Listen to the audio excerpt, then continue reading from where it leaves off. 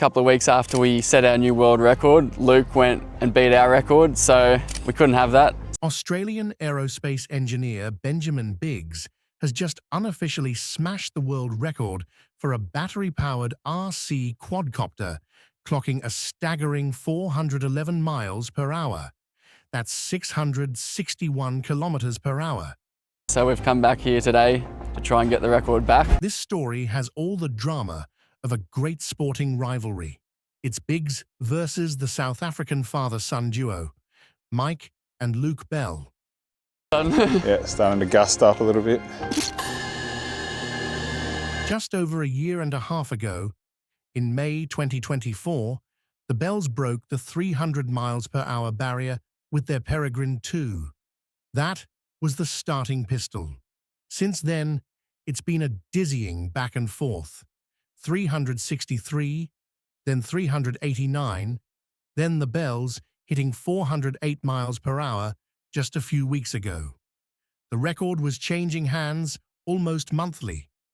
He broke from the common pusher design and went with a puller configuration. This means the motors are at the front, so the propellers are biting into clean, undisturbed air, not the turbulent mess coming off the drone's body.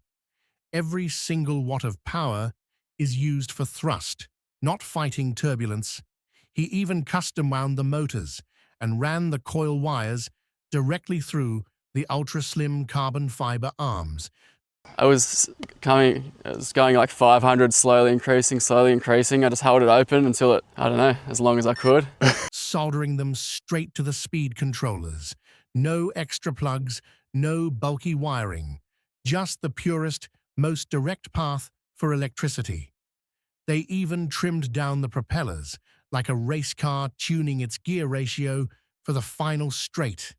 The motors hit 34,000 RPM. At peak speed, the batteries were holding 3.1 volts per cell under that monstrous load. And after the run, landing with 8% battery left and the motors at a cool 169 degrees Fahrenheit, the ball is firmly back in the Bells' court. Can they answer with a Peregrine 5? So the motors we're using are these AMAX 2826 competition motors. Before Biggs formalizes this 411 miles per hour run? Or will Biggs, once he gets his official witnesses, use this data to tweak the Blackbird for an even faster official attempt? Each iteration now is squeezing out marginal gains, fighting physics for every single mile per hour. What do you think? Is 420 miles per hour possible? Who's going to get there first? Let me know in the comments below.